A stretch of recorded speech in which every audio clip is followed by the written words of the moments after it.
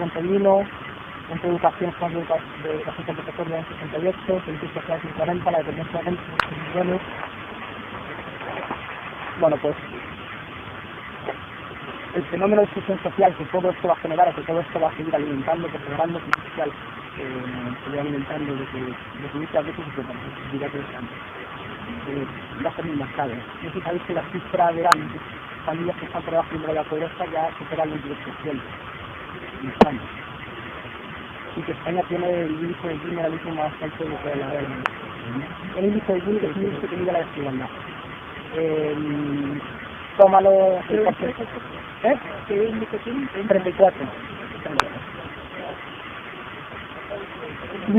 Toma el porcentaje del total de la renta nacional, del total del pastel, digamos, del ingreso nacional, que distribuye los 100 familias más ricas, el segundo 10% de las familias más ricas, el tercero, y el 10% de los más pobres, y de cómo está distribuido.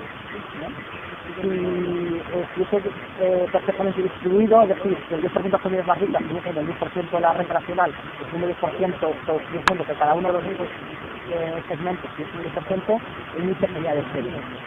Si es totalmente mal distribuida, es decir, que el 10% que tiene esta renta nacional, sería de 0. Con el 10% dividir en Chile, con Chile, el 20%,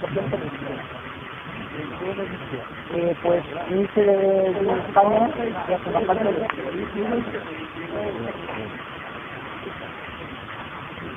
y entonces, como os decía, lo que son es que se dice que si se pretende hacer creer, que uno pretende hacer creer que se recorta para acabar con el ciclo vicioso de los intereses, en realidad lo que está haciendo es alimentar ese ciclo vicioso. Cuanto más se recorta, más se contra la economía. Supongo que habéis visto las previsiones de Fondo Monetario Internacional y de todos los internacionales, dicen que España va a ser la segunda economía que menos crezca del mundo en el que viene, solo por delante de Grecia. Cuanto más caída del PIB, aunque sea simplemente por una cuestión contable de que el porcentaje, lo que se pone la deuda de los intereses se calcula sobre el PIB, entonces que el numerador se mantenga constante, si el denominador disminuye, el porcentaje sobre el PIB intentar cumplir el objetivo del déficit, que era de un 4%, que por ejemplo el año pasado, en 2011, el objetivo del déficit era del 6%, y en realidad lo que está alcanzando es un déficit del 8,9%. Porque estas medidas no están pensadas para eso.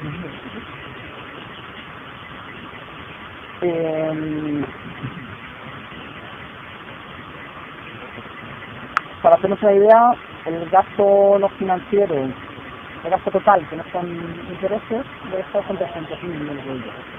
O sea que lo que está pagando intereses es ya más del 10%.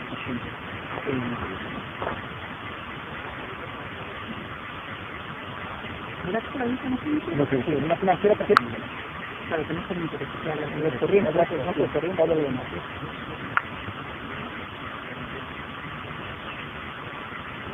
Entonces, eso es de recorte. No, eso es gasto total, eso es gasto total, todo lo va a gastar el Estado. Y aparte de eso, por el otro lado, por el lado de los ingresos, realmente se está financiando simplemente el pago de intereses a base de implementar sobre todo los impuestos indirectos, que son impuestos reversibles, es decir, que no paga más si más tienes, sino que todos pagamos igual en la misma manera. De hecho, el incremento de los ingresos es un 90%. Por otra parte es totalmente irreal, porque esto está basado en las previsiones de crecimiento que no están a cumplir.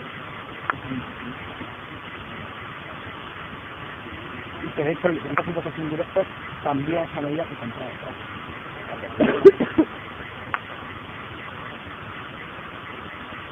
Bueno, pues yo estoy haciendo cálculos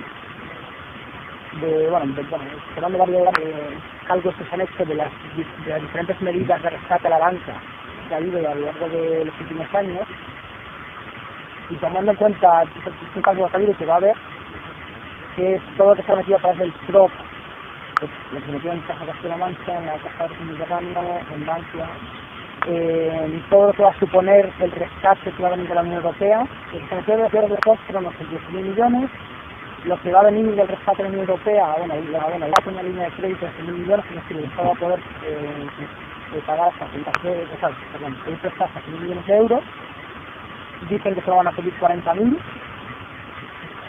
al principio, y luego la creación del denominado Banco Malo, que va a comprarse les facilita todas las casas, activos inmobiliarios que tienen los bancos, saliendo desde aquí a un periodo, en España no sé si está conectado ese periodo. Se supone que hay como... No, muy bien. Exactamente. No te pides que me interesa mucho. Bueno, se supone que hay como 180.000 millones de activos inmobiliarios tóxicos, activos tóxicos que llaman. Pues el Banco Malo se va a comprarle a los bancos privados unos 90.000. Estas son cifras que yo soy economista y bajo estas cifras que no son muy bien y creo que tener alguna referencia, ¿no? Pero el caso es que si se suma en total, bueno, y sin tener en cuenta, pero no sé si sabéis que yo soy lo más gravoso de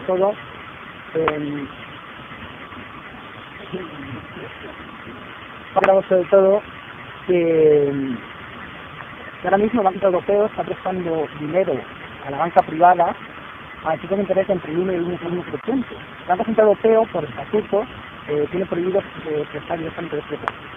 Cuando ha salido la ayuda de los estados, ha sido comprando deuda, dando deuda en el mercado financiero, digamos. Pero tiene prohibido prestar directamente a los gobiernos.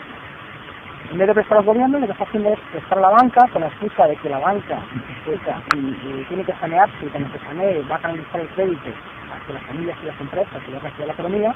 Que la banca, en vez de hacer eso, lo que está haciendo es préstamos de la Banca Central Europea al 1,5%, que son préstamos subvencionados, y comprar la deuda pública, porque van a tener deuda pública, y lograr unas rentabilidades del 5 o 6%. Se están alimentando todo este ciclo de contracción, endeudamiento, pago de intereses, mayor endeudamiento, mayores recortes, mayor contracción, mayor endeudamiento, mayor pago.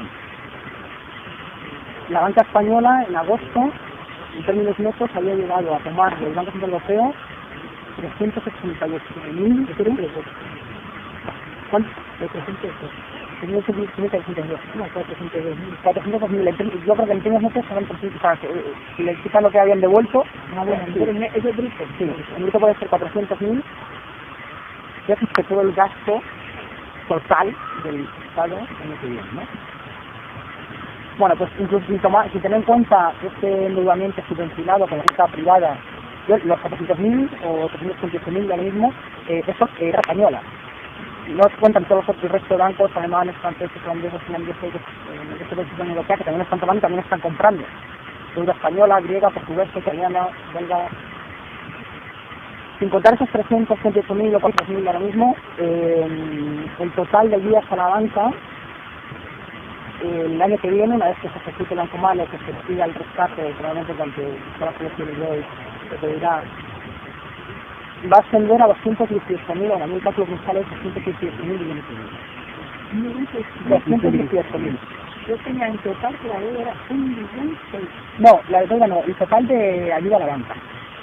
El dinero de todos los bancos de los que... No pasa nada, pero es el total de dinero que el Estado ha inyectado de manera directa o indirecta al banco. Al Estado, no el Banco Central Europeo. Al Estado. O sea, ayuda directa a la banca. El dinero, los contribuyentes, o el endeudamiento del Estado, de manera directa, en forma de garantías, avales y demás, son 218.000. De 218.000, inyección directa van a ser 73.000. Calculado, bueno, cálculos, pero hablando de cálculos de otra gente. De manera de hecho, creo que el lógico que recibe que se antes en el centro se permite muchísimo. Es decir, de esos 18.000 millones de euros es el 20% del PIB de España. El total de lo que se produce, el total de actividad económica que hay en la economía española en un año, suficiente. Ya la Comisión Europea, los datos oficiales de la Comisión Europea cerca de 2008 y 2010, había ido en esto como a 5%. Con 31, entre educación y... Bueno, hay dos datos que están abajo y que se están dando para estos reportes. El primero, que es la deuda total de España en el año... la deuda del Estado en el año 2007 fue un caso del 39%.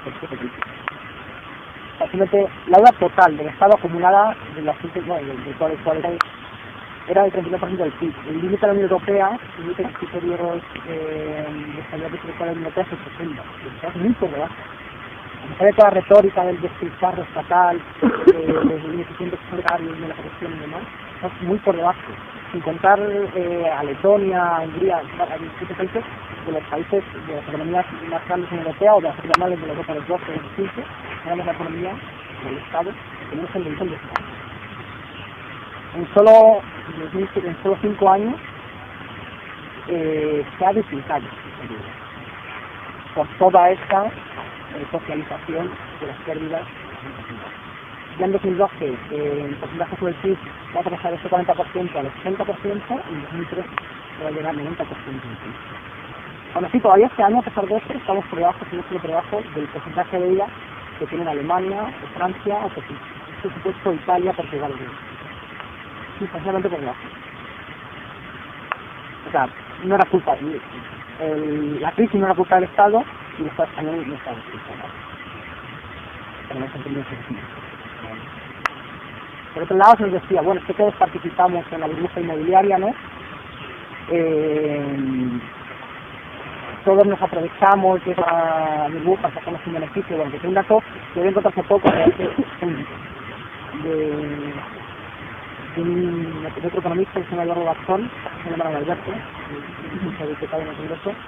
Le había sacado datos del Banco de España y decía que el 40% de las familias más pobres, bueno, apenas pobres, pero tampoco que pobres, el 40% es pobres y clase media, dedicaban, de primero estaban mucho menos endeudadas de lo que estaba endeudado, el 10% de las familias más ricas, mucho menos, y lo segundo es que ellas se endeudaban, 3/4 partes de las deudas que habían contraído era para pagar la hipoteca, era una hipoteca de la primera vivienda. O sea, no era deuda para comprar una segunda casa para especular y sacar un beneficio, sino que era deuda que había tomado para tener su vivienda, que es un derecho social básico y está además para reconocido por la Constitución. O sea, que no todos, son todos, que la gran mayoría no vivimos. De hecho, la gente joven, no vivimos comprando esto. Yo por lo menos quiero que no, y no tengo amigos que no. Porque tengo unos cuantos amigos que no puedo hacer. No tengo un amigo que no. Yo tengo 32 años. Bueno, de hecho, eso, la gran mayoría de la deuda total de España, que hay muchos cálculos, yo ahora sí no he conocido todo este cálculo completo que es muy difícil. Pero ahí, la economía española, en su conjunto, en todo el Estado, el Estado, los bancos, las empresas, las familias, todos sumados, tiene una deuda de un 300% de su PIB.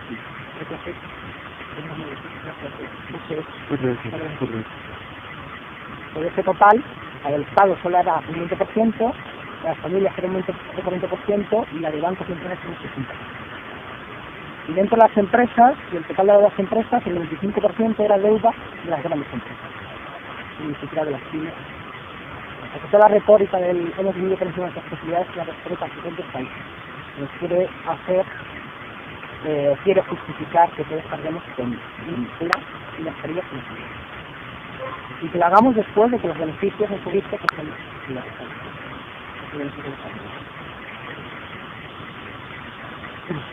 bueno,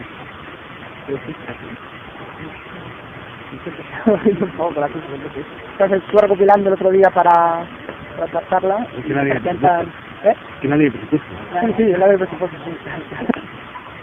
La verdad es que me parecen tan interesantes. Cuando digo que ya son una idea realmente.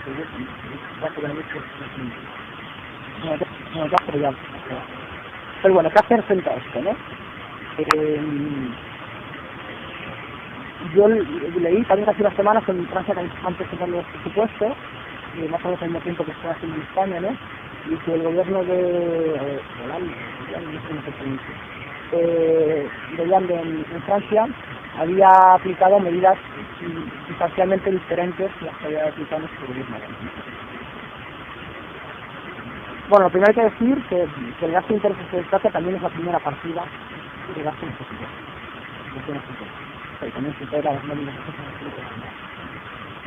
Pero para poder cuadrar las cuentas y poder hacer frente a esos intereses, el gobierno del Partido Socialista francés solo había recurrido, entre comillas, lo de solo, un recorte, o sea, el total de recortes que se habían hecho, el total de recortes y diferentes impuestos que se habían hecho, solo un tercio de lo que se había recogido para pagar intereses y pagar la deuda era recorte del gasto público. Es algo sustancialmente diferente. De hecho, la mayor parte del ajuste en Francia se está poniendo en marcha, con incrementos de impuestos y incrementos relativamente progresivos de los impuestos, impuestos a las grandes fortunas, a las empresas y a las internacionales, ¿no? A tres medidas.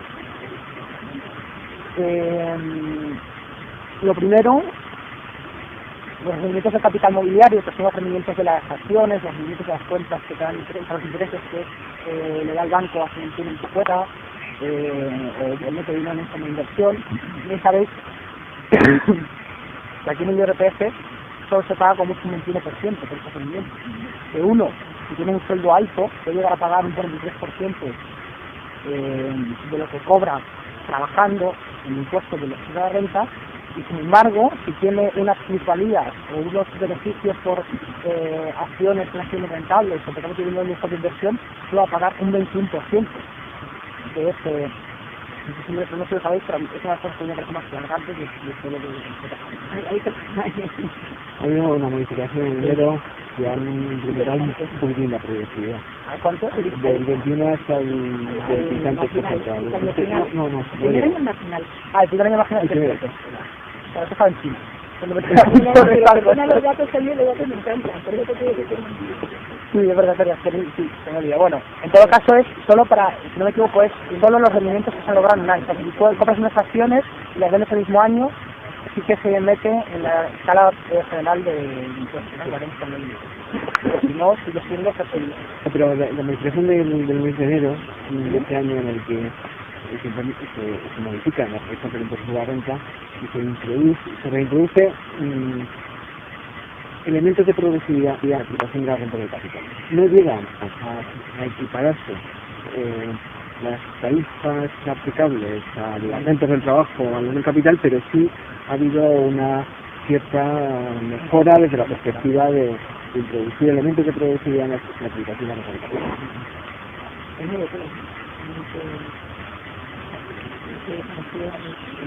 Bueno, este comunismo hasta ahora creo que pagaba el 21%.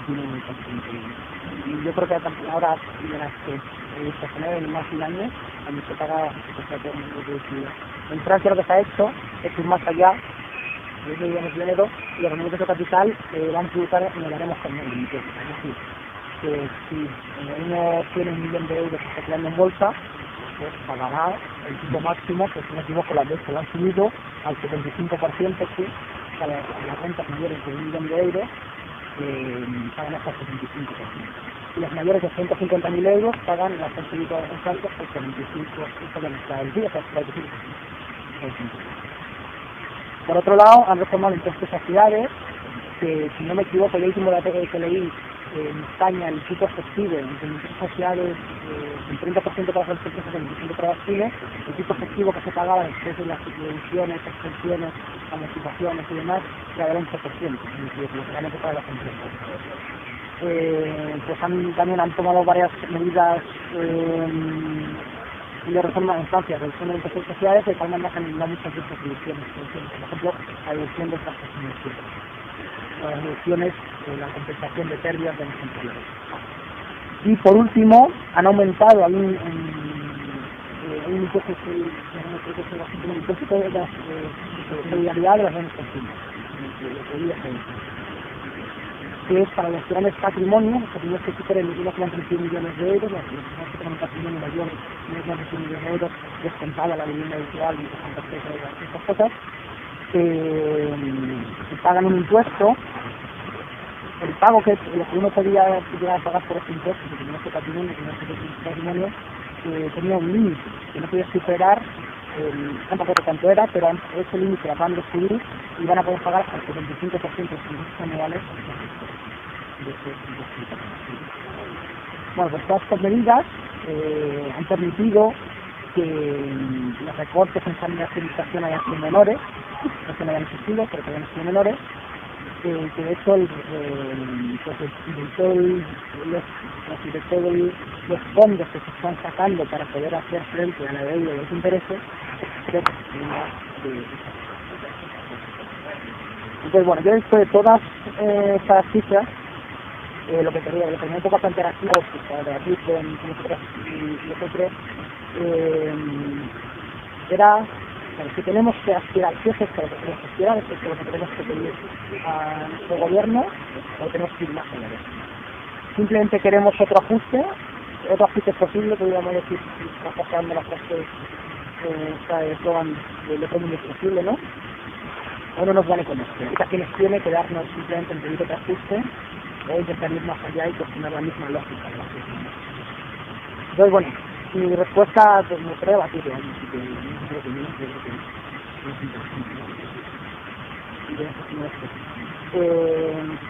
para mí la respuesta es que no.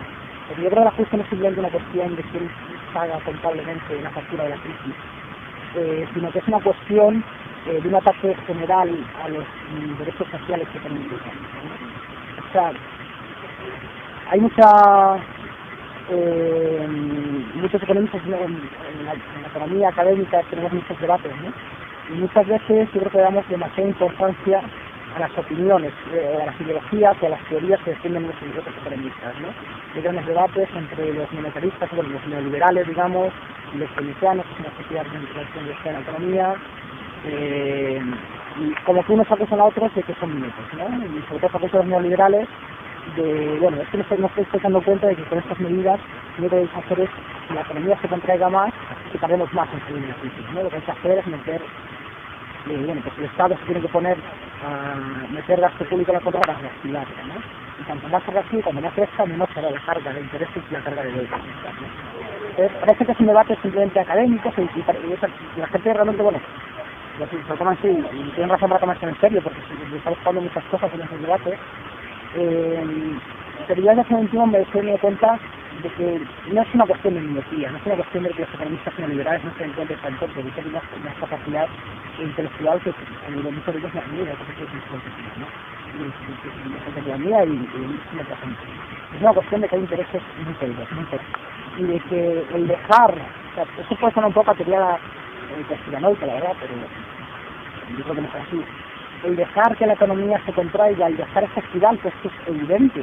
Es que los asesores de los gobiernos saben de sobre lo que va a pasar. Tenemos una experiencia que se dando muchísimas distancias y esperemos que yo me voy a equivocar pero no está mucho menos de lo que creo, pero es la experiencia de los años 30, la crisis de los años 30, bueno, la primera crisis del crack del 29, ya es una crisis mucho mayor, igual que la crisis del crack del 22, que se la dejo.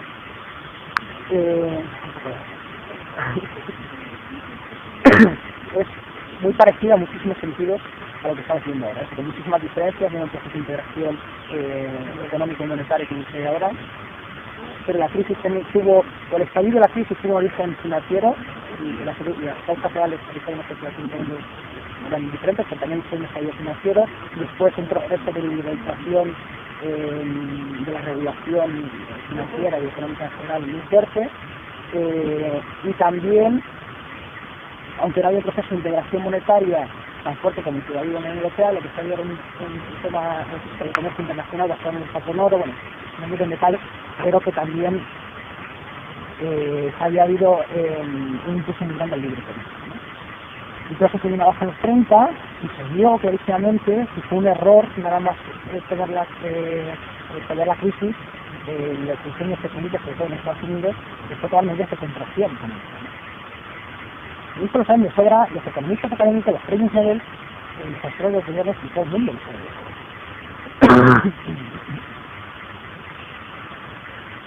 Por tanto, si no te si se sigue en la senda de políticas que todos tenemos clarísimo que lo único que van a hacer es ahondar en la caída de la economía, es porque hay un objetivo detrás de eso. Yo el objetivo que veo, no me gustaría que sea un conspiranoico, pero es intensificar el ajuste salarial. O sea, sabemos de sobra que, bueno, cuanto más que la economía, más paro se está generando y que están en esta economía absolutamente violenta, estamos ayudando, y lo que está generando eso es una contracción de los salarios muy grande, porque tenemos el parque disciplinador de los más potentes, ¿no? más que cualquier represión que pueda llevar a cabo la policía. Y de hecho se nos dice que la manera que tiene la Española de salir de la crisis es reducción de los salarios. O sea, que es mentira, supuestamente la lógica es que los salarios no tenemos ejecutivos permanentes, y tenemos más, y no sé, tampoco no tenemos este debate, pero hay un artículo que ha escuchado en compañeros demostrando que las exportaciones no nos van a sacar la crisis. Y que si nos sacan no será a base de reducir salarios, sino en todo caso a base de mejorar nuestra estructura productiva, para vender, de hecho, que mucho valor del enemigo, los contenidos tecnológicos, etc. Más aún, es que podríamos hacerlo, los trabajadores españoles y estamos formando y formados perfectamente, y no es más que ver que los señores están en Alemania. Y si no producimos, que los señores en Alemania son un perfil de capacidad técnica, de otras cosas, ¿no? Esto es lo que está haciendo los empresariales, de nuestra investigación que canaliza el dinero de la banca, que hace el gobierno para incentivar estos procesos. Bueno, pues se nos dice que bajando salarios se va a recuperar la economía, se va a recuperar las prestaciones, la competitividad, y poner la economía y esto también está. Bajando salarios lo que único que se hace es recuperar la rentabilidad de esto, que es uno de los objetivos básicos que se tiene que hacer. Por otro lado, tenemos que dejar de ver, yo creo, las medidas que recorten el gasto público, el gasto social, en educación, sanidad, dependencia, etcétera, como simplemente medidas injustas. Porque no son medidas evidentemente injustas por todo lo que estoy diciendo, ¿no? Que se esté recortando cantidad de millones de euros en prestaciones que son básicas a la sociedad para pagar 38.000 millones a los mercados financieros, para pagar 38.000 millones en intereses a los mercados financieros, es algo absolutamente difícil, ¿no? Pero yo creo que va mucho más allá. Yo creo que hay una lógica detrás de ello, y tampoco creo que es conspiranoico, pero creo que hay una lógica muy clara detrás de ello, que se reporta para deteriorar, porque se sabe que el deterioro se tiene paso para poder justificar la planificación. Los servicios públicos, en concreto la sanidad y la educación, que son los pocos servicios que todavía tienen en medios públicos, son muy diversos, son unos sectores de negocio altamente diversos para el empresariado. Y los recortes, yo creo que no simplemente que no se sepa recortar los servicios, o que tienen un fin que va mucho más allá de que la factura política, de la factura contable de la crisis la pagamos todos. No tiene una necesidad en el sentido de poder acabar abriendo ese negocio altamente rentable. Y en general, por tanto, lo que decía antes, yo creo que no es una cuestión simplemente de pedir que se tomen otras medidas, que por supuesto hay que pedirlo, porque además son perfectamente factibles, falta voluntad política o voluntad social, un poco de democracia.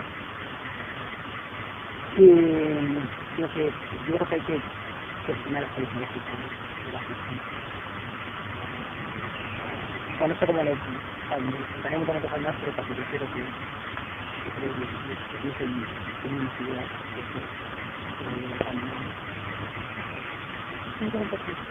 Primero disculpa, yo lo que tocaré, no pasa nada.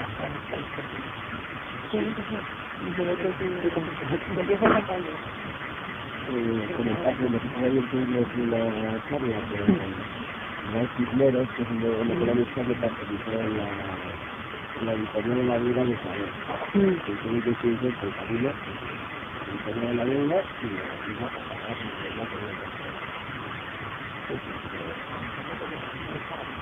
es algo perfectamente factible, sí, creo que se va a hacer más interesante. He visto casi la primera.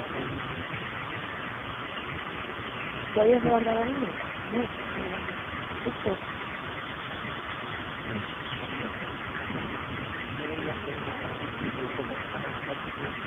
Claro, la fiscalía establecida que se hace el gobierno, que en tantas cooperativas que realmente tenían trampa. ¿Era un poco más tarde? Que tenían trampa esta reforma, porque sobre papel las asociaciones cooperativas van a pagar más impuestos, pero lo limitaba a las personas físicas. Y la mayor parte de las especulaciones son de las ciudades de las personas físicas, las públicas. Entonces, antes he comentado algo de que había otras posibilidades, pero no sé si esta última normativa no me la das en detalle, no sé si es cierto que siempre se va a aplicar a las personas físicas, porque evidentemente si la operación financiera la hace una persona física, pues va a estar publicando estos tipos que estás comentando tú, que al final se quedan en el 9%. Realmente hay un hueco importante.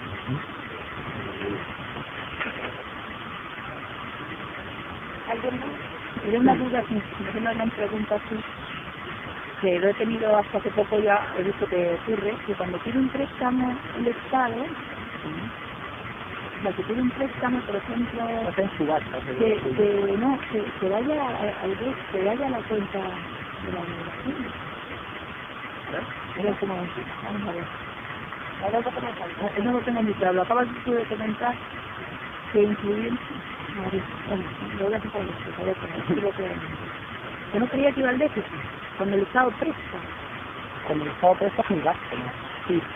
O sea, cuando el Estado presta, ¿por qué el déficit es un... Bueno, a no ser que se... Claro, el problema es que ese préstamo tiene que ser financiado de alguna manera. Si el Estado tiene déficit, para poder prestar, por ejemplo, las ciencias de investigación, tiene que pedir prestado primero. Originalmente eso era un buen negocio porque los Estados supuestamente se confía más en ellos, cada todo de lo que tradicionalmente tienen, pagan intereses más bajos, pero en el contexto actual se están pagando intereses más bajos. Sí, lo digo porque no se me metía en la cabeza, por ejemplo, van a intentar hacer un banco público en Andalucía, que bueno, piensan que no llegará a ser banco público porque tienen que darle el permiso al Banco de España y van a hacer una especie de banco pequeñito como puedan, y en la Junta de Andalucía les iba a dejar 150.000, creo que 150.000 millones. Entonces, ¿qué se iba al déficit? Y los no está aprobado. Entonces, solamente es un préstamo. Las cuotas del Estado son disponibles a las cuentas de las empresas. Cuando las empresas prestan, va a su activo, no va a sus gastos, no sé si es calidad empresarial, pero en el Estado es diferente. Era el detalle que no sabía y que efectivamente todo el vuelta del equipo se cuenta ejemplo y simplemente los gastos de usted. ¿Cómo es posible que un gobierno que son 4 años quiera privatizar para 30 años? O sea, que privatiza los 4 años del gobierno. Nos puede dejar de condicionar a los gobiernos siguientes esa privatización. Sí, bueno, y si se hace, deberíamos exigir a los gobiernos siguientes que vuelvan a socializar. Pero no se puede exigir es que se privatización es simplemente los 4 años que sea el gobierno. Porque no la saca, porque es lo que estoy indicando. Sí, A ver, un poco al hilo del planteamiento que hacía nuestro compañero de decir, bueno, una de las medidas que tenemos que plantear es evitar la deuda, saber el origen de esa deuda, calificarla en la que sea, injusta y, bueno, planteando luego qué hacemos con ella. Alguien dice no pagar, yo matizaría, no se plantea con ello. Pero bueno, yo lo que sucedería o plantearía una idea que yo creo que surge de leer el periódico esta mañana. Yo no sé si... deporte. Pues digo, mata periódico por eso. No. Es más bien el millonario estadounidense que cazó el barco, es asesor de Ron. Es lo visto que se ha embargado en el puerto de Accra el buque escuela de la Armada Argentina. Es una historia totalmente de película. La razón es, o el motivo es, que un fondo de inversión calificado de buitre, gestionado por este millonario estadounidense, había comprado 300 millones de euros de bonos del Estado argentino a un precio pues muy reducido por las dificultades o la imposibilidad de cobrar el importe de esos bonos que tiene su origen en la situación de la crisis del Estado argentino de hace unos años. Entonces, lo que hace este fondo de inversión, que tiene unos abogados magníficos, que tiene una cantidad de recursos monumental, es desarrollar una serie de acciones políticas y judiciales y de lobby para intentar cobrar el valor nominal de esos bonos que habían comprado mucho más barato.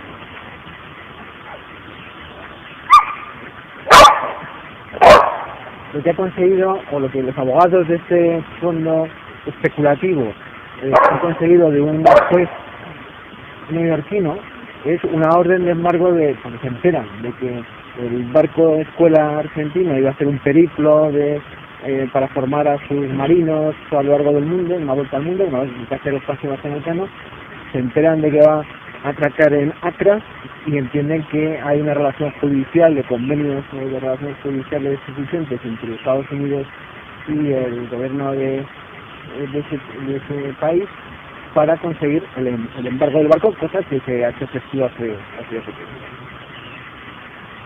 Entonces, cuando se empieza a analizar, bueno, ¿quién es este fondo de inversión que ha adquirido estos bonos y que se dedica a tener una rentabilidad muy fuerte de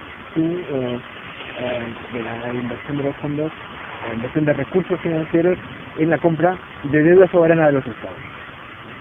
Pues resulta que es un fondo de inversión que está domiciliado en las Islas Caimán y que gestiona este millonario asesor de Roma.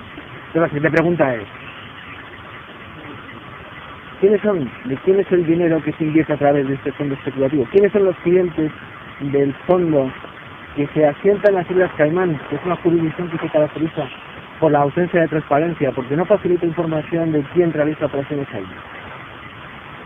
Difícilmente se puede pensar que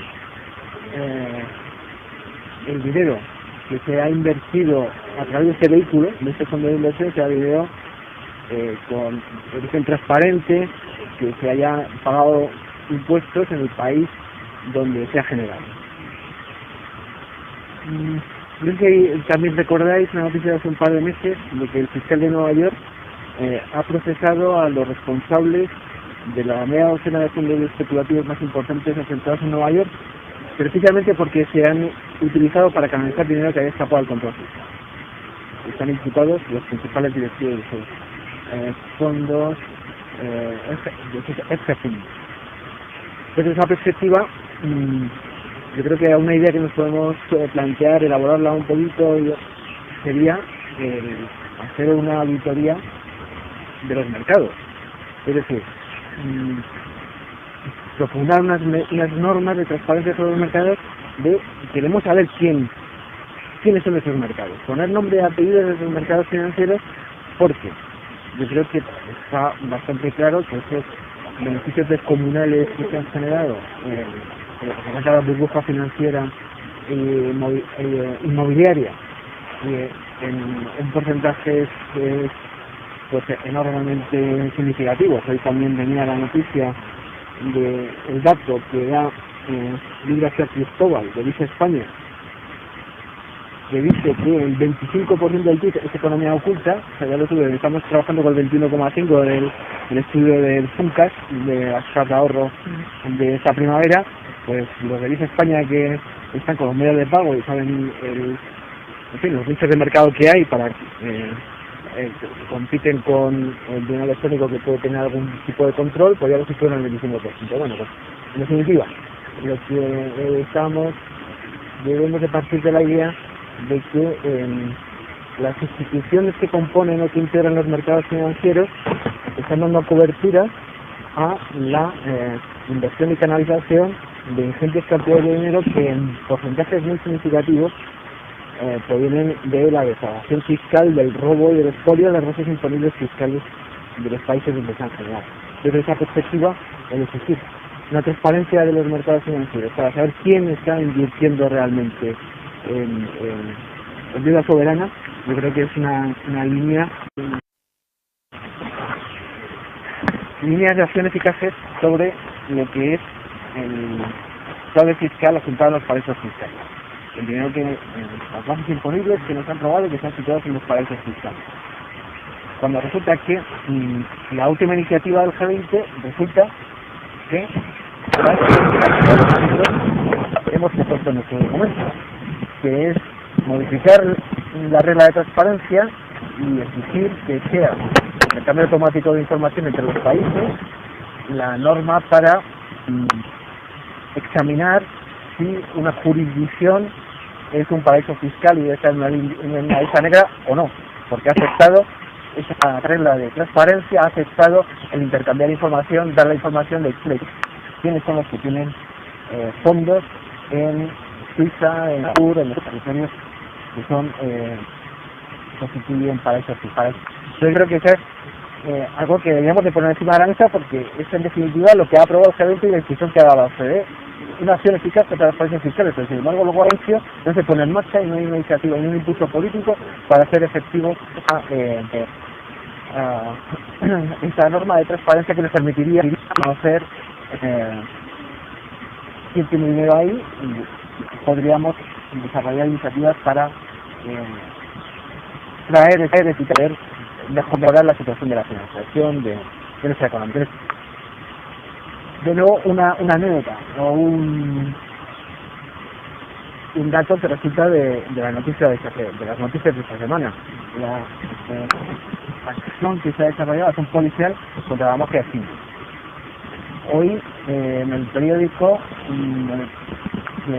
describía la operativa que estaba desarrollando esa mafia para blanquear carteles que habían escapado al control fiscal. Como hay 250 acaudalados empresarios, dice el periódico, que habían blanqueado fondos, habían reciclado fondos con el auxilio de la mafia de paz. ¿El cuál era? Estos acaudalados empresarios que habían generado unos capitales monumentales en la época de la inmobiliaria, que los tenían situados en paraísos fiscales, cuando necesitan traerlo a España para invertir en sus empresas o para realizar algún tipo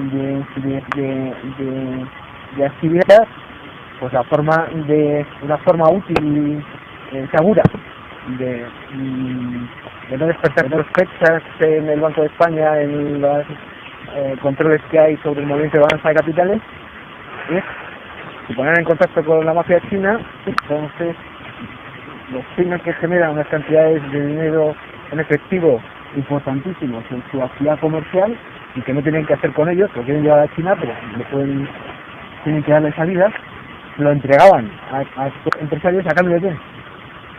A cambio de que los empresarios, desde las cuentas que tenían en paraísos fiscales, que tienen en paraísos fiscales, hacían una transferencia a cuentas que controlan las cuentas suyas en China.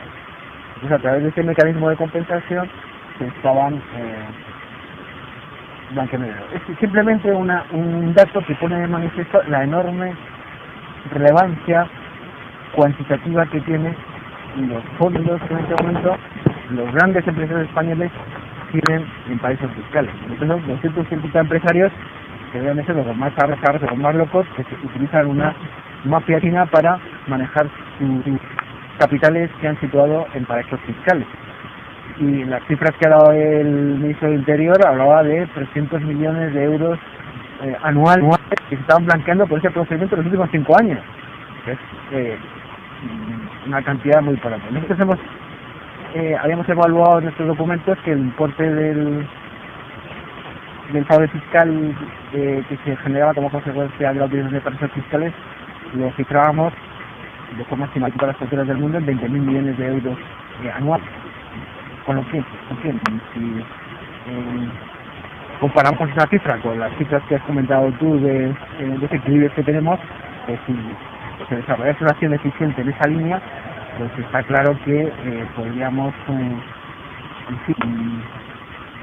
mejorar de una forma significativa lo que es la situación de la financiación.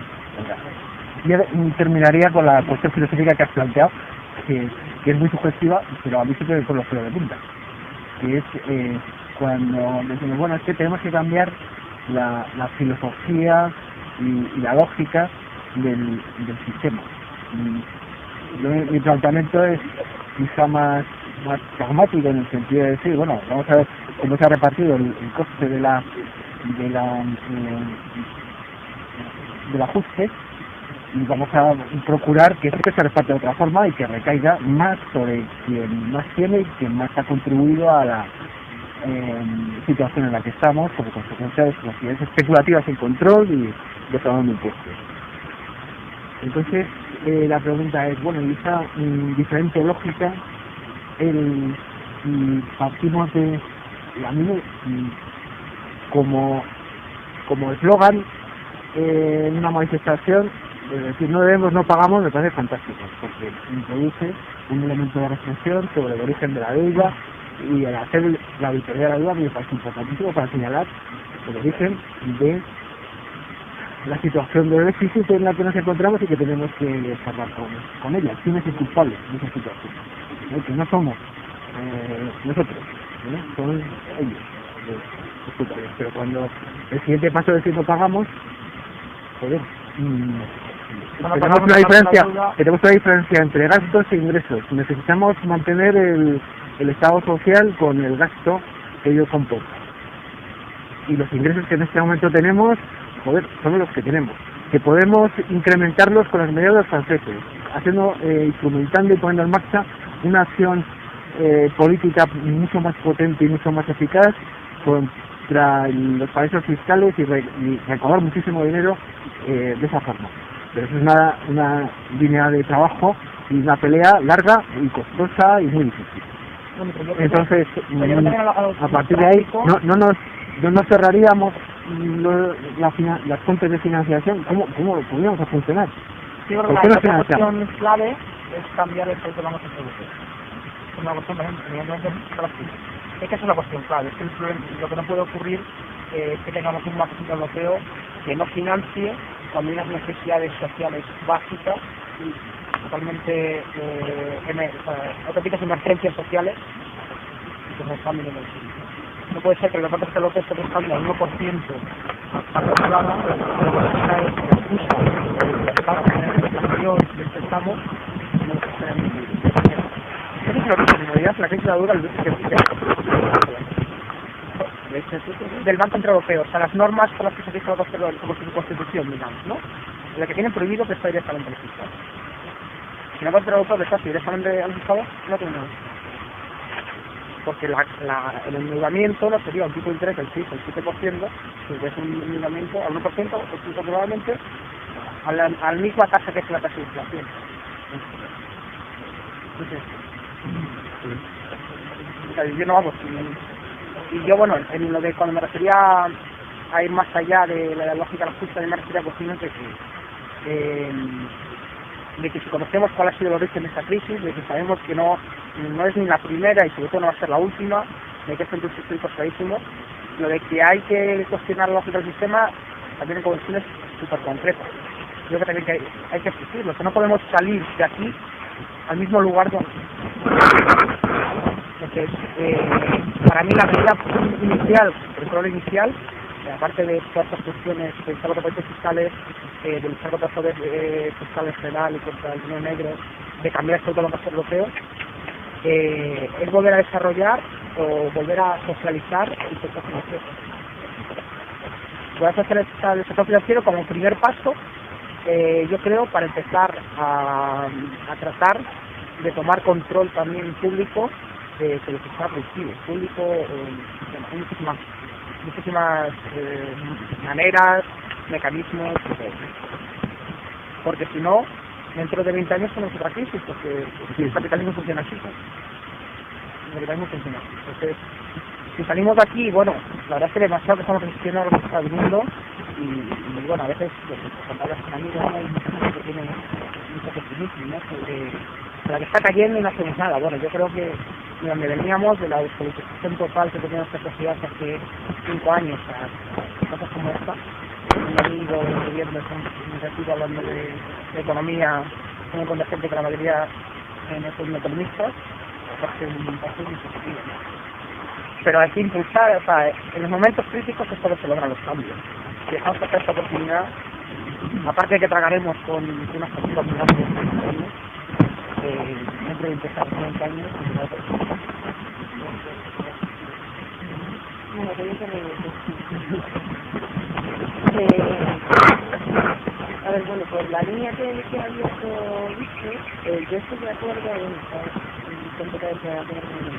hay que pasar por la que me parece realmente fundamental reducir los paraísos fiscales y un control, una socialización de los mercados financieros total. O sea, yo creo que es verdad que ahí está el eje del mal y el eje del todo, pero me parece que por esto que diga la OCDE o que en el G20, o sea, yo creo que son cosas populistas, pero que luego los estados no tienen absolutamente ya no ninguna voluntad política, sino que realmente es que los intereses financieros están yendo por el otro camino. A mí una noticia que me pareció significativa de la mandé es que de repente en esta época de ultrajustes, recortes y menos funcionarios públicos se va a abrir un consulado en las Islas Marshall. Nuevo, porque no hay. Ahora, de repente es necesario abrir un consulado español en las Islas Marshall. O sea, que me parece significativo. Anécdota, evidentemente igual el coste de un paraíso fiscal, sinceramente, pero que me parece que realmente marca un poco por dónde va la voluntad política. O sea, no, y por ejemplo, que aunque evidentemente es mi tema, pero el hecho de que quieran basar la solución de la crisis del sistema productivo ya no en Eurovegas, sino en Barcelona World, en las ciudades Ferrari y en Valencia, o sea que al final todos esos complejos son mecanismos del Banco de Dinero, o sea, son centros de la y de la gestión. O sea que yo creo que por mucho que diga la OCDE, por mucho que diga el G20, evidentemente el camino que quieren llevar esto y la voluntad política que hay es exactamente la contraria. Me parece básica esa lista, pero que no, y que evidentemente los 80.000 millones de, o sea, por nuestras propuestas hemos sabido que, además con las cifras que hemos dado, 80.000 millones de euros al año defraudados, 20.000 en paraísos fiscales. Si tú haces una reforma fiscal a un sistema más progresivo, es que no hace falta hacer ninguna ajuste, ninguna. O sea, las cifras que te he dado se compensan, porque son cifras realmente significativas, no estás hablando de una anécdota, no estás hablando de que se defraude algo que dentro de los presupuestos federales del Estado sería una cantidad que no solucione nada, sino que sí, claro que soluciona, pero es evidente y que yo no creo que sea ya, o sea, que es lo que has dicho tú, que es mucho más gestión en el caso seguramente. O sea, no es una cuestión de voluntad política, es de la lógica del sistema. O sea, evidentemente, según el sistema capitalista solo se basa en el crecimiento infinito, cada vez va a haber menos reparto. Entonces, cada vez va a haber que deprimir a una mayor parte de la población, a ciertos países como están haciendo ahora. Y yo creo que esta crisis creada va más allá de las privatizaciones. Lo que va es a que dentro de 10 años la situación de hoy va a ser una normalidad. O sea, lo que crean es una normalidad de una situación excepcional, de una situación de crisis. Y dentro de X años, y yo no creo que se crean ni 10, el hecho de el pensar en la última reforma laboral no nos va a parecer tan malo. Y que seguramente, y ojalá me equivoque, a nosotros que lo cambiemos, nos parecerá positiva. O sea, normalizan lo que ahora es una crisis. Ya no es ni siquiera, yo no creo que tampoco volver a hace 5 años. Yo no creo que la solución esté en volver atrás. Realmente yo creo que la solución está en cambiar el sistema de base. Porque no hay otra solución. No hay otra.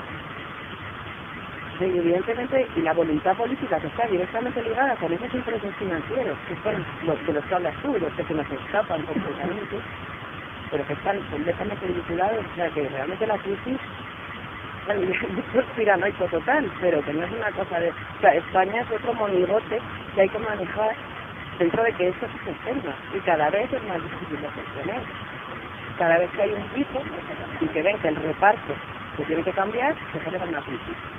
El reparto cambia y se crea una normalidad, y estaremos otros 10 años que ya estaremos un poquito más abajo, la gran mayoría, pero que ya normalizaremos como la situación que hay. O sea, no se va a pasar la crisis porque de repente se va a solucionar, se va a pasar la crisis porque se va a normalizar.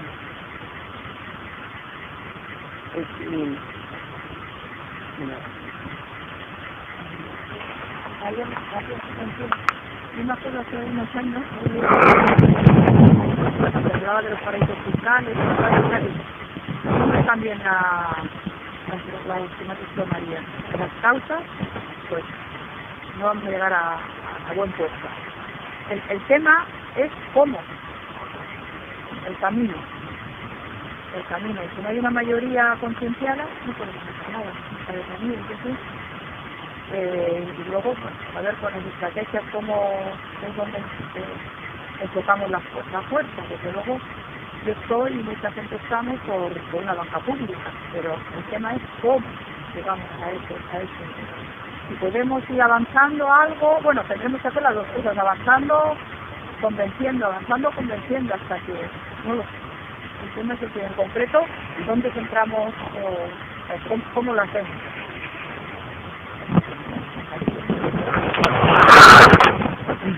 Un poco,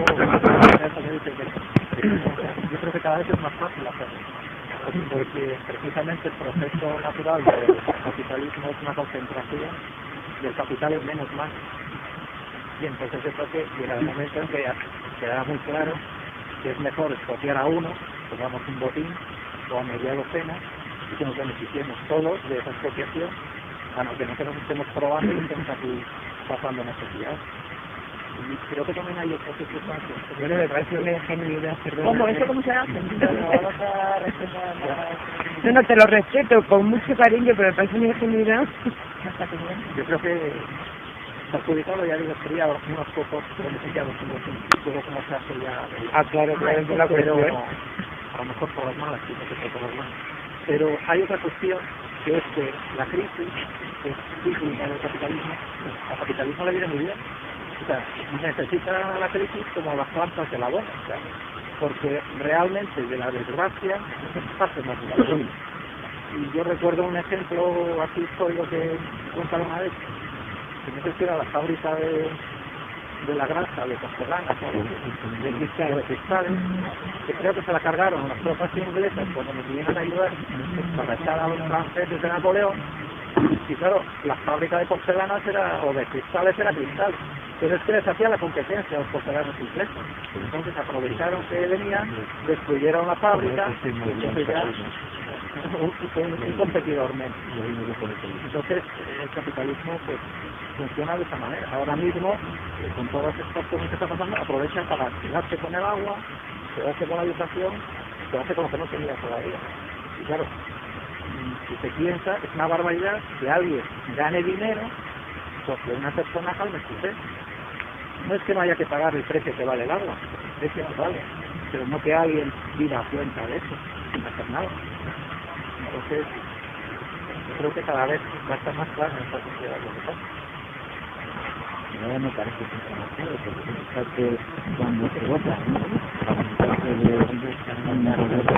los partidos son implicados en todo ello, ¿no? Bueno, la publicidad, la televisión, la producción, Claro. No responde de esas cosas que es posible. Yo no discuto esos resultados.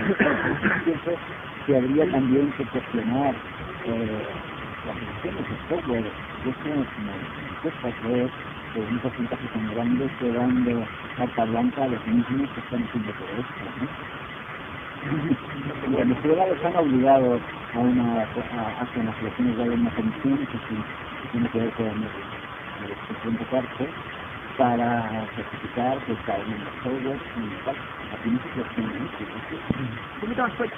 Sí, bueno, que en cualquier caso es fundamental una labor de información. Esto que organiza la Asamblea de Economía, intentar propagarlo. Vamos a ver, tenemos un momentito la cosa, vamos a ver. Estamos ante un enemigo que tiene todo.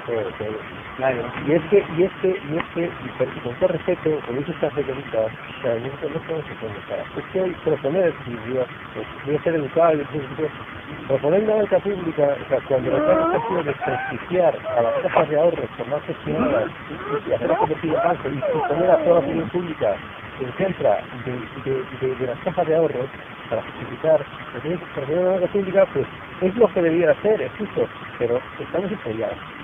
El tema del agua están también haciendo propaganda de marketing y tal, denigrando todo el público que está más gestionado, que no es siempre privado, y tenemos que luchar contra una intervención en todos los medios de comunicación, de que lo público es ineficiente, es despilfarro, es de arreglo. Tenemos que luchar contra ello. Y el problema de la concentración, de que hay un banco de botín que se nos propia, al contrario, Botín entonces será tan poderoso que el gobierno será su lacayo, y un lacayo no es propietario. Por favor, que hay que dar muchas vueltas a las cosas. Lo último no es el entendido de la verdad. que a Botín, que ha dicho que nada más quedará uno, quedará Botín, y entonces será, como el capitalismo tiene el monopolio, pues quedará uno. Quedará solamente Botín, ha dicho. Les proclaman a Botín y ya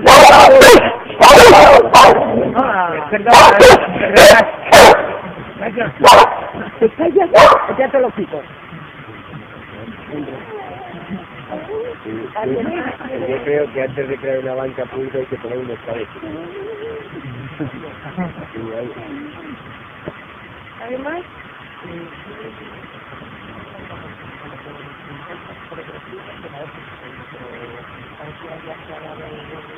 Fuerte. en Francia ya se ha dado la historia de que van a subir estos impuestos al mismo tiempo que el impuesto que se da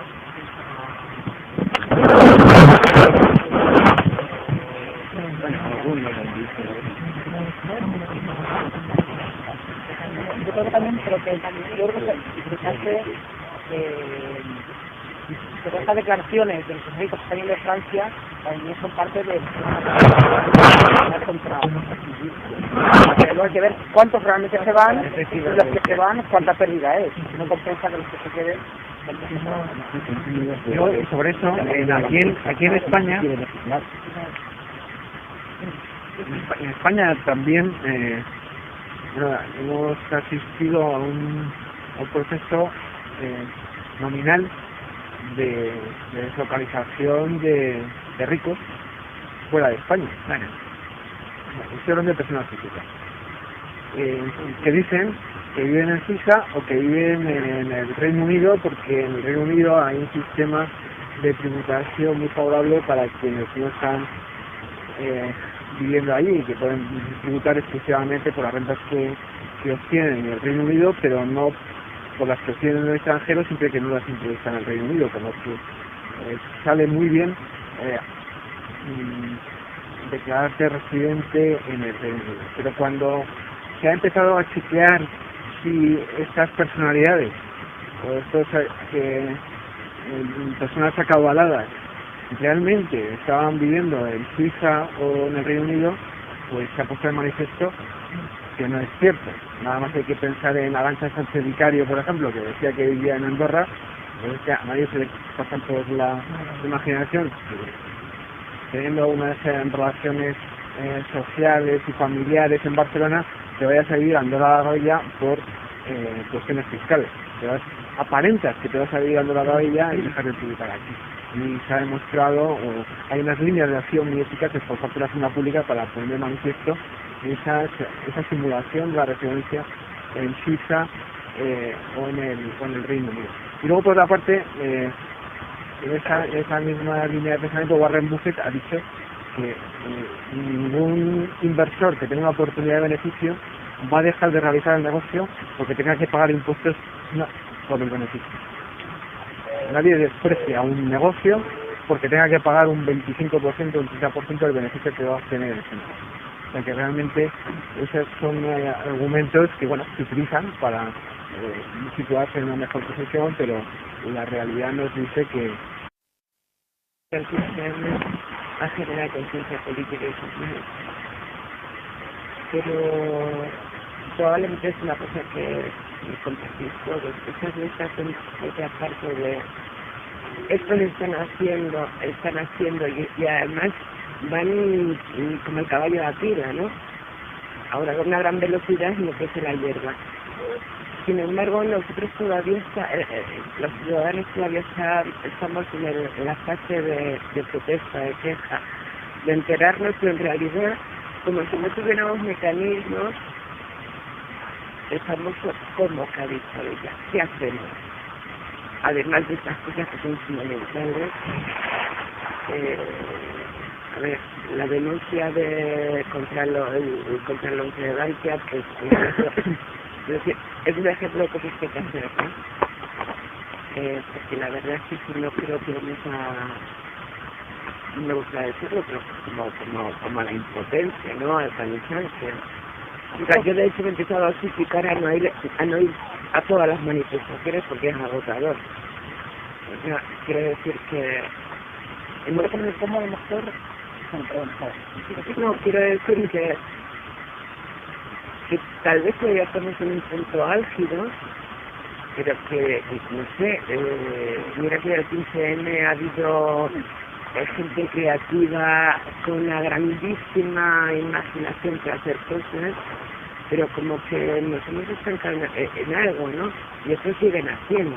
Estos y los demás, no creo que esto sea algo que nos ocurre solamente en España con la desgracia de ustedes medios, ¿no? La verdad es que no tengo nada que proponer, lamentablemente, no se me ocurre nada, pero si lo lanzo. Con el cómo, pero estamos muy acostumbrados los temas de manifestaciones para pedir, para que los gobiernos tomen medidas que tienen por razón de ser y siempre hay que manifestarse para iniciar y tal.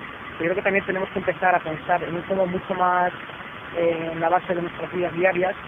Y también, o sea, hay una parte de la crítica al sector público que tiene cierta razón, que toda la consultación al final acaba siendo que desde donde se gestiona hasta las personas que utilizamos los servicios públicos, son muchas problemáticas. Y creo que tenemos que empezar, además de la acción política en la calle, tenemos que empezar a tratar de tomar de alguna manera la gestión de nuestras vidas y nuestra economía. Y esto va desde la gestión de los barrios a, pues en Grecia, el partido que se está haciendo parece ser es que los hospitales que están quedando sin fondos se están empezando a congestionar con los propios trabajadores. Pues yo creo que parte de cómo los trabajadores están trabajando y no tienen sueldo. Pues no conozco el funcionario concreto, pero a lo mejor las tasas que esté cobrando el Estado, pues les paga directamente al hospital a los propios trabajadores que están gestionando. Obviamente los trabajadores no es una cuestión de que los trabajadores trabajen. Yo creo que es una cuestión de que el Estado nos está dejando totalmente desamparados, que se deba renegociar de nuestra economía. Hasta donde podamos, obviamente, si tampoco quiero parecer que esto es una cosa y para puedo parecer utópico, ¿no? Pero esto se puede concretar en cosas muy de tomemos nuestros barrios, empecemos a gestionar nuestros barrios, empecemos a gestionar las empresas, que en la Argentina después de la gran crisis hubo un movimiento de toma de fábricas que se habían cerrado y los trabajadores las fueron. Eso, ¿sabe? Eso ha perdido mucho de estas fábricas. Yo he hablado con una compañía argentina que me dicen que muchas veces se han reincorporado ya a las dinámicas de mercado habituales, o algunas han cerrado, que quedan pocas, pero durante un tiempo dieron de vivir a mucha gente. Ellos continuaban con facilidad y venían la producción a los mismos clientes que tenían antes.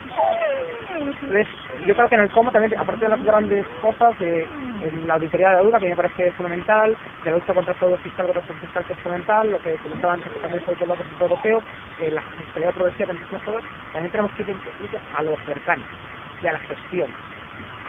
Y también cuestionar, o sea, aparte el capitalismo también no es solo propiedad privada, sino que también es jerarquía, de quién toma decisiones, quién dirige, quién gestiona.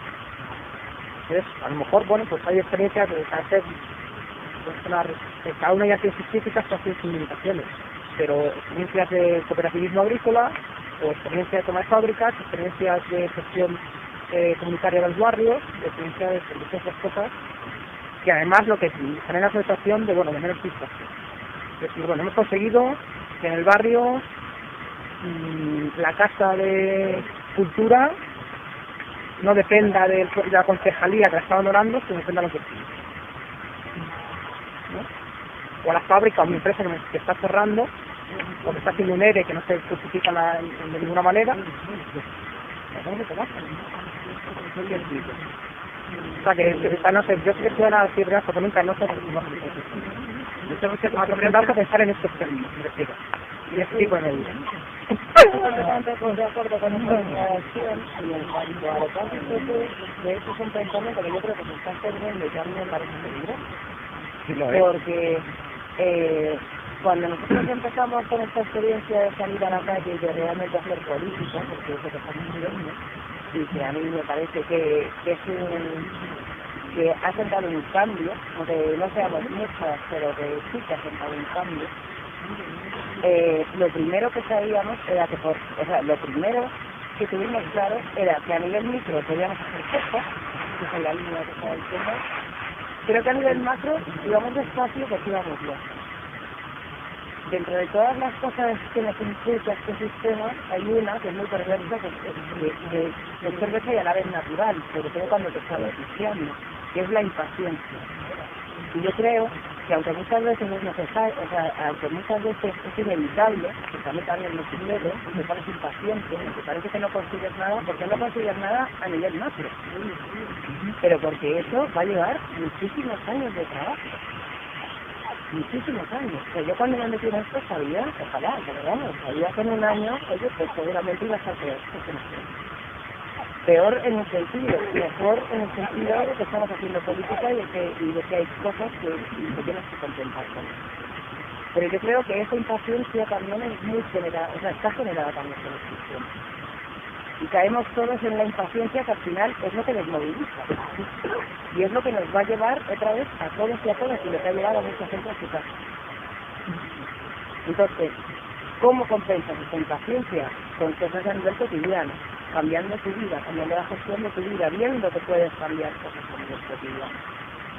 Y sabiendo y siendo consciente de que para que haya un cambio a un nivel más macro, tiene que pasar mucho tiempo, y tiene que ser mucho tiempo de trabajo constante. Y no estaremos los mismos, pero que siempre haya alguien. Yo creo que...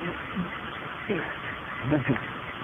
No, pero hay que pensar que este tipo de cuestiones, o sea, cualquier sistema, cualquier cambio que quieras hacer, evidentemente es lento. Yo igual no lo veo. Pero no quiere decir que tenga que dejar de trabajar en ello. Y muy rápido, igual que la compañera decía antes, la cuestión de las privatizaciones, ¿no? De que son privatizaciones se hacen irreversibles, ¿no? Que es una privatización y ya se privatiza una privatización para siempre. Pues ese tipo de conquistas también a veces pueden llegar a ser irreversibles. Se tarda mucho, pero tomar espacios y socializarlos, tomar pues la distribución de los productos agrícolas entre los consumidores y productores, las fábricas, los barrios, tomar las relaciones sociales, autogestionarlos, no son conquistas que luego tardan en Y luego la experiencia del hospital que comentabas en Grecia, que me podrían explicar aquí, lo que hicieron, o sea, a ver, no es que no ganaran un sueldo, realmente lo que hacían fue un grupo de médicos, de enfermeros, de trabajadores de la salud, debido a los recortes brutales que ha habido en Grecia en servicios sanitarios y de que un gran porcentaje enorme que aquí de la población ha quedado desatendido, lo que hicieron fue un hospital que quedó vacío, que además de recortes que fueron vacilando hospitales, porque también la gestión hospitalaria, en su tiempo libre abrieron el hospital, hicieron una autogestión tal que demostraron que no hacía falta ni siquiera una gran inyección de recursos, porque además lo que lo dijeron, o sea, aquí el CAS, el grupo que hay de la sanidad, les dijo que si necesitaban que les mandaran dinero o material, y dijeron que no necesitaban nada, que necesitaban personal, más gente que se involucrara, pero que realmente la autogestión de ese hospital había sido un éxito. Y aquí ya hay grupos de médicos que están intentando, por lo menos dando los primeros pasos para hacer lo mismo para las personas sin papeles que se van a quedar desatendidas. Al final esto se basa en solidaridad. Es una cuestión de que tú no tengas un dinero para gestionar tu vida, o que tú renuncies a todo por no solidario. Otra propuesta que no sé qué muchas tonterías, pero bueno, yo los digo. Es que ellos lo tienen todo, los hospitales lo tienen todo, pero nosotros somos muchos. Nosotros podemos boicotear, y podemos boicotear a los bancos que sabemos que son los más mafiosos, y podemos boicotear a las empresas que están detrás de toda esta gente mafiosa que conocemos, y empezar a hacer listas y que la gente empiece a no comprar, a no ir, a no usar nada de todo eso, y yo creo que si eso se va extendiendo puede ser muy eficaz.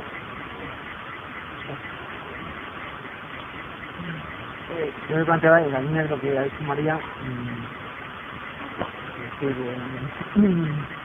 vamos despacio porque vamos lejos. La fase es esa. Lo que pasa es que en una situación como la que tenemos ahora, donde los ataques son brutales y lo que tenemos en cuestión es algo central, yo creo que deberíamos de plantearnos, en mi opinión, líneas de acción inmediatas y eficaz. Y en ese sentido, el decir, en este momento como reflexión, como crítica, autocrítica del movimiento, el que el 15 no sea capaz de trabajar con una voz única, a mí me parece una de las principales limitaciones que tenemos como movimiento. Que no somos capaces, no tenemos una voz única, no somos capaces de... El 15M dice esto sobre la ley de presupuesto. No somos capaces de hacer un papel que diga, los presupuestos tenían que incluir estas 8 medidas. Eso, planificar alrededor del Congreso una asamblea del 15M en el que se debatiesen esas 8 medidas, se aprobasen y se metiese en el papel. Vamos a ver, me estoy estudiando un poco lo que han hecho la gente del diciendo esto. Meter el papel del 15M con lo que tenían, las medidas que tenían que incorporar los presupuestos en el registro del Congreso, por ejemplo, como medidas inmediatas eficaces en el combate. Ir a la cumbre social como 15M con ese papel y decir, nosotros como 15M nos apuntamos a la cumbre social, sí, en la cumbre social asume ese papel. Y en la huelga general del mes de noviembre a nivel internacional incorporamos estas 8 medidas que tienen que ir en los presupuestos de sueño. Por ejemplo, en líneas de reflexión que yo me plantearía la economía. O sea, yo creo que estamos intentando hacer algo realmente nuevo y hacer algo muy costoso, que es una cuestión horizontal de personas, además con ideologías muy distintas. Es algo muy costoso. Hay gente que por esa impaciencia está animándose a llevar una gestión más vertical, que evidentemente es la que conocemos, que es mucho más fácil y más rápida, sí. Pero bueno, yo creo que, por lo menos desde mi punto de vista, yo voy a seguir apostando, porque realmente creo en la inteligencia de la lectura y en ciertas cosas que han demostrado durante este año que funcionan en construir algo distinto. O sea, vamos a tomar el Congreso y que no hay iniciación.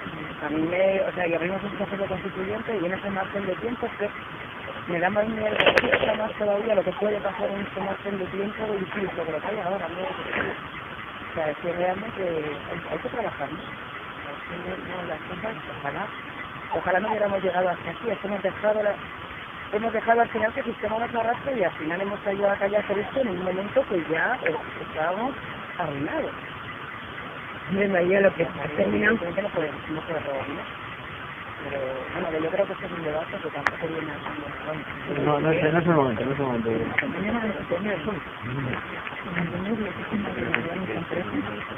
Bueno, chicos, le damos por terminado, ¿pero algo más?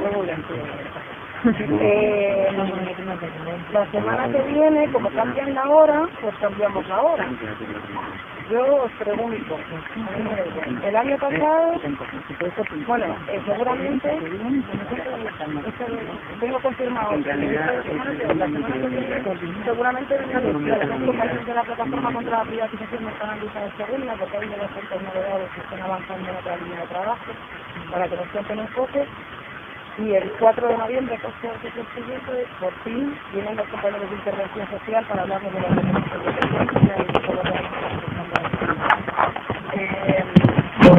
la hora.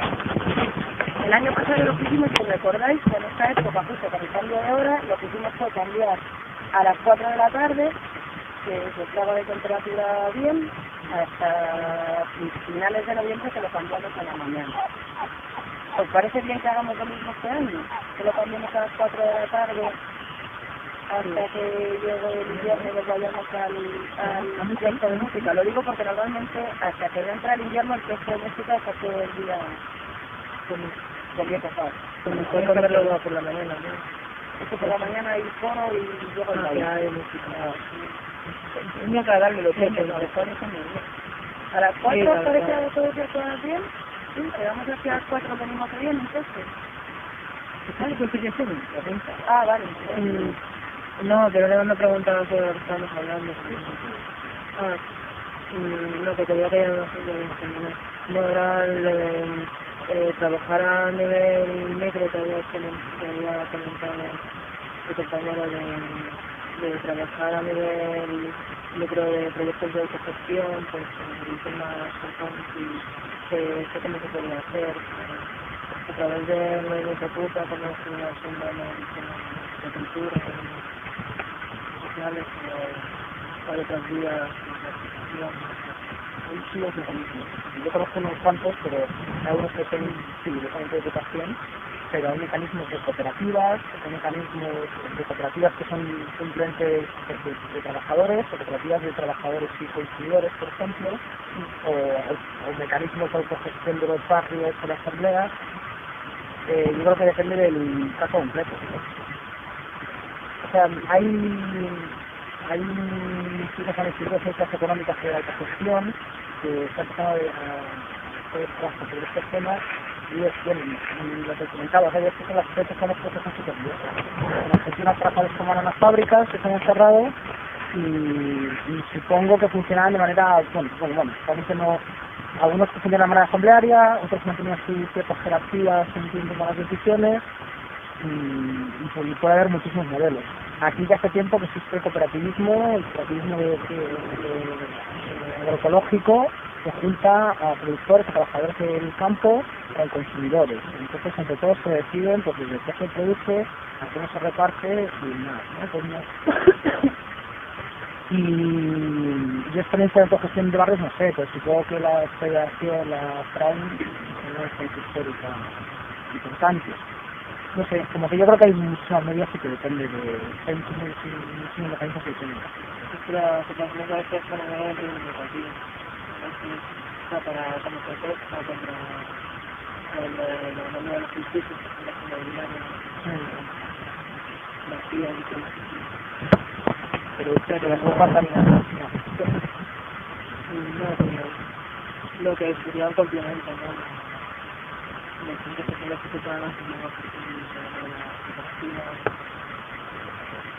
Claro, sí, yo creo que la cuestión de que haya espacios que se ocupen o se autogestionen está muy bien, pero que sobre todo, me parece que lo más importante en este sentido que decíamos de ir a conquistar espacios secretos y el ámbito productivo.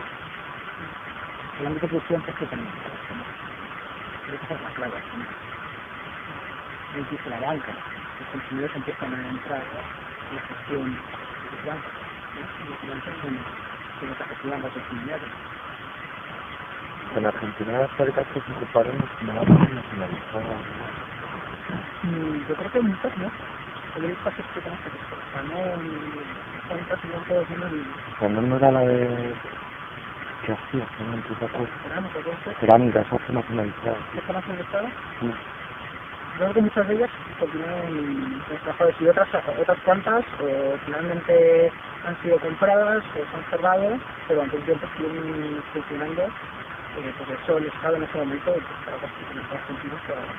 Sí, estaba, pero cuando llegaron los Kirchner, o sea, ¿sí? La de Sanón en concreto sí, porque estuvieron por aquí, yo me acuerdo. Sí, la de Sanón sí, o sea, y me acuerdo que vi una activista que decía, bueno, pero es que en España no se podía hacer porque la Constitución española no permitiría una nacionalización de la fábrica y una colectivización de la fábrica. Y dijimos que era mentira, que no sé qué. Que sí que no, pero igual que se cambia la constitución para... No, pero esto es en concreto eso sí. No hace falta cambiarlo, eso sí lo permitiría. Yo creo que la Constitución del 78. Porque en este caso... un dinero de ese medio justo. Sí. Pero bueno, eso lo tenemos. El problema que tienen las fábricas argentinas es que siguen operando en un contexto de mercado, en un contexto de competencia brutal con muchas empresas capitalistas, ¿no? Entonces, la toma de fábricas es un primer paso que tiene que, yo creo que tiene que ir más allá, en el sentido de que en algún momento se tome control público social sobre la economía, en general, la organización económica. Hay un equipo argentino que se llama La Vaca o algo así, que tiene página web y todo, que ha publicado libros sobre precisamente experiencias de ocupación de fábricas y tiene, digamos, el relato de ocupaciones de diferentes, no todas han acabado bien, digamos, pero algo así, y ahí cuentan un poco de historias que puede estar interesado o puede estar.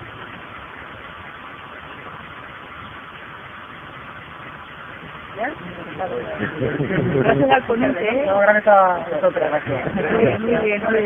Joven pero aprovechado.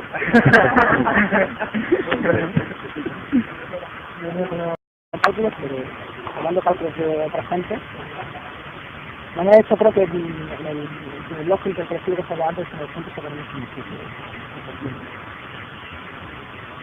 Es decir, de los 18 millones de euros es el 20% del PIB de España. El total de lo que se produce, el total de actividad económica que hay en la economía española en un año, suficiente a que ya la Comisión Europea, los datos oficiales de la Comisión Europea cerca de 2008 y 2010 había ido en esto como a 5%. Es decir, entre vino, entre educación. Bueno, hay los datos que están abajo y que se están dando para estos sectores. El primero, que es la deuda total de España en el año, la deuda del Estado, en el año 2007, que es eso del 39%. Básicamente, la deuda total del Estado acumulada de las últimas, de todas las cuales era del 39% del PIB. El límite de la Unión Europea, el límite de criterios de estabilidad presupuestaria de la Unión Europea es el 60%. Es muy por debajo. A pesar de toda la retórica del despilfarro estatal, los ineficientes salarios de la corrupción y demás, es muy por debajo. Sin contar a Letonia, Hungría, a distintos países de los países de las economías más grandes en Europea o de las regionales de la Europa de los 12 y los 15, tenemos la economía del Estado que no es el nivel de Estado. En solo 5 años se ha duplicado por toda esta socialización de las pérdidas. Ya en 2012 el porcentaje sobre el PIB va a pasar de ese 40% al 80% y en 2003 va a llegar al 90%.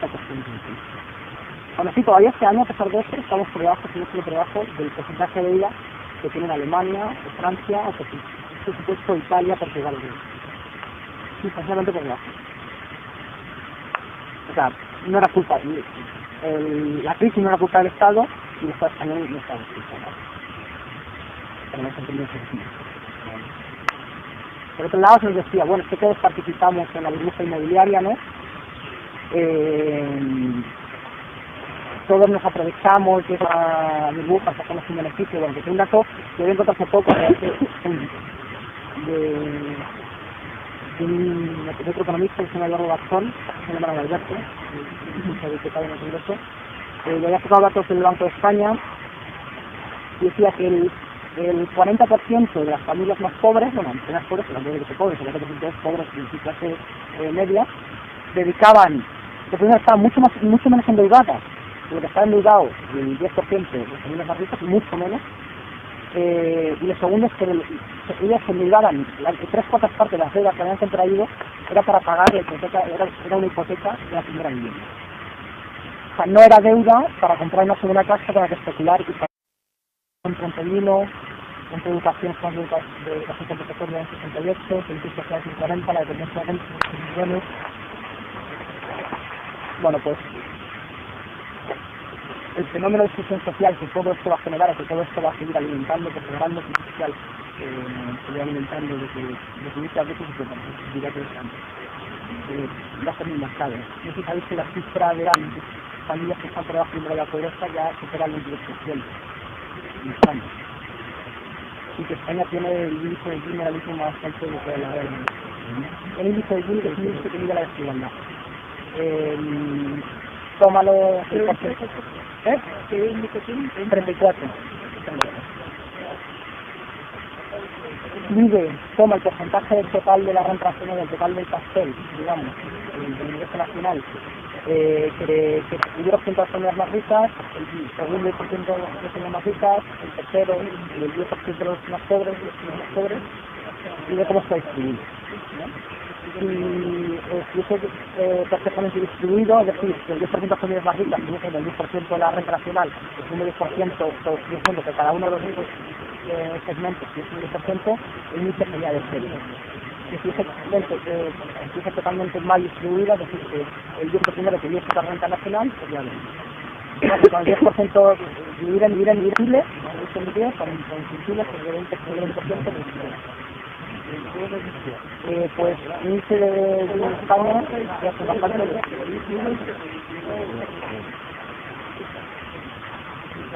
Y entonces, como os decía,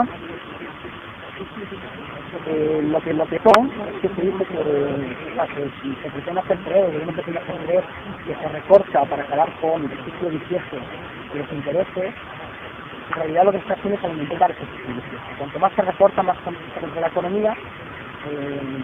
Supongo que habéis visto las previsiones de Fondo Monetario Internacional y de todos los internacionales, dicen que España va a ser la segunda economía que menos crezca del mundo. Solo por delante de Grecia. Cuanto más caída del PIB, aunque sea simplemente por una cuestión contable de que el porcentaje, lo que supone la deuda de los intereses se calcula sobre el PIB, entonces si el numerador se mantenga constante, si el denominador disminuye, el porcentaje sobre el PIB intentar cumplir el objetivo del déficit, que era de un 4%, que por ejemplo el año pasado, en 2011, el objetivo del déficit era del 6%, y en realidad lo que está tratando es un déficit del 8,9%. Porque estas medidas no están pensadas para eso.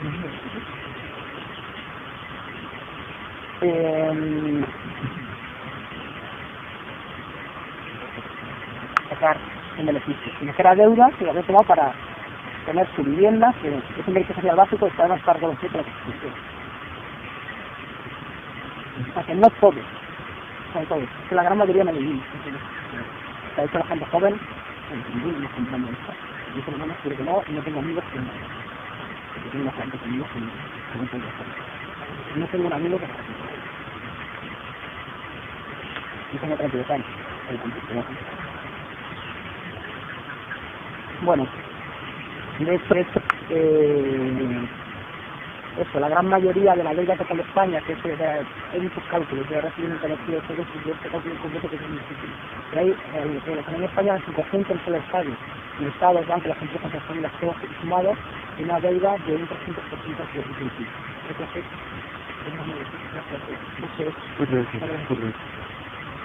Por ese total, el Estado solo era un 20%, las familias eran un 40% y la de bancos siempre es un 60%. Y dentro de las empresas, y el total de las empresas, el 25% era deuda de las grandes empresas, y ni siquiera de las pymes. O sea, toda la retórica del hemos vivido por encima de nuestras posibilidades es la retórica que del país. Nos quiere hacer, quiere justificar que todos carguemos con mentiras y las pérdidas y que lo hagamos después de que los beneficios en su vista que son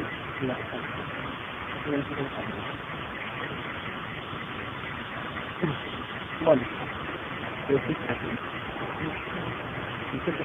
un poco la cosa. Entonces estuve recopilando el otro día para tratarla. Que nadie presupuesto. Sí, nadie presupuesto. La verdad es que me parecen tan siguiente cuando digo que ya son una idea realmente.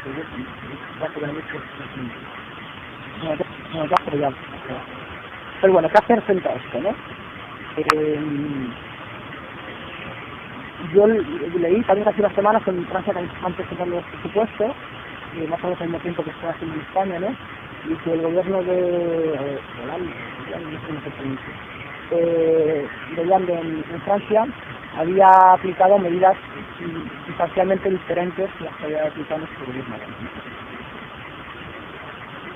Bueno, lo primero hay que decir que el gasto de intereses de Francia también es la primera partida de gasto en presupuesto. También se integra las nóminas. Pero para poder cuadrar las cuentas y poder hacer frente a esos intereses, el gobierno del Partido Socialista francés solo había recurrido, en comillas lo de solo, hacer un recorte, o sea, el total de recortes que se habían hecho, el total de recortes y incremento de impuestos que se habían hecho, solo un tercio de lo que se había pagado sobre todo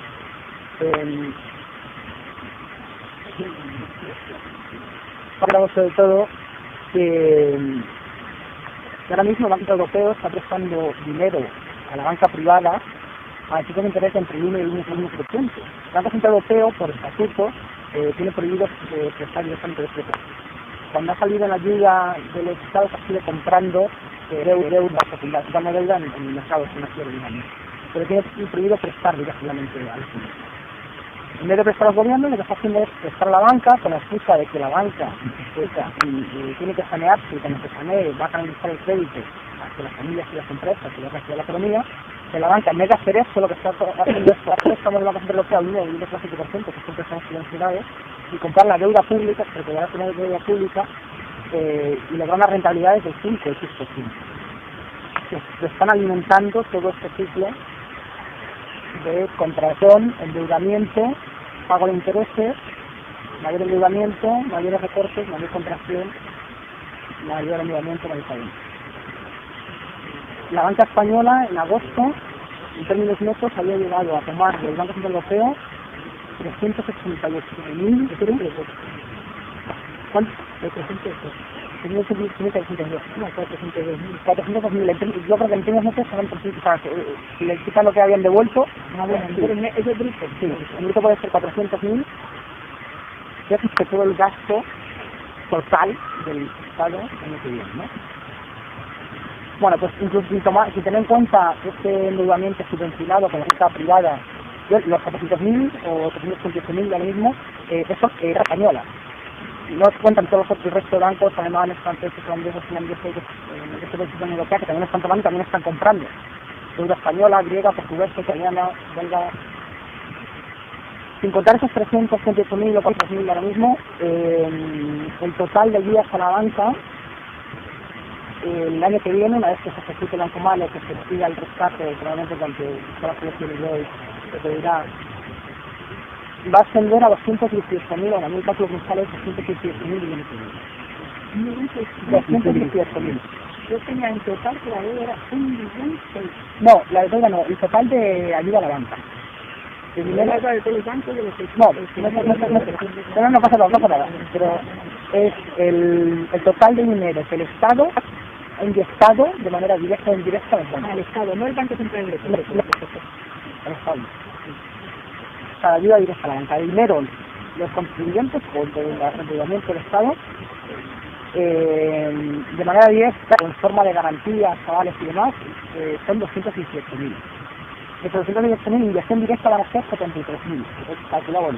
Para hacernos una idea, el gasto no financiero, el gasto total, que no son intereses, debe estar con 300.000 millones de euros. O sea, que lo que está pagando intereses es ya más de 10%.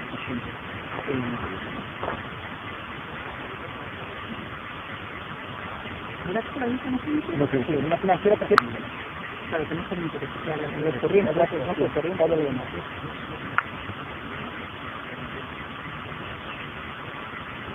Entonces, eso es de recorte. No, eso es gasto total, eso es gasto total, todo lo que va a gastar el Estado. Y aparte de eso, por el otro lado, por el lado de los ingresos, realmente se está financiando simplemente el pago de intereses a base de implementar sobre todo los impuestos indirectos, que son impuestos reversibles, es decir, que no paga más si más tienes, sino que todos pagamos igual en la misma manera. Por eso el incremento de los ingresos es un 90%. Por otra parte es totalmente irreal, porque esto está basado en unas previsiones de crecimiento que no están a cumplir. Y que de hecho el incremento de impuestos indirectos también es una medida que contrae.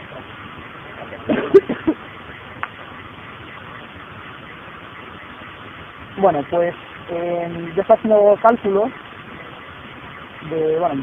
esperando varios cálculos que se han hecho de las diferentes medidas de rescate a la banca que ha habido a lo largo de los últimos años, y tomando en cuenta un cálculo que ha habido que va a haber, que es todo lo que se ha metido a través del PROP, pues, lo que se metió en Caja Castilla-La Mancha, en la Caja de Mediterráneo, en Bankia, todo lo que va a suponer el rescate que va a venir de la Unión Europea, que se metió de peor de coste fueron los 10.000 millones, lo que va a venir del rescate de la Unión Europea, va a una línea de crédito de 100.000 millones, que el Estado va a poder pagar hasta 100 millones de euros.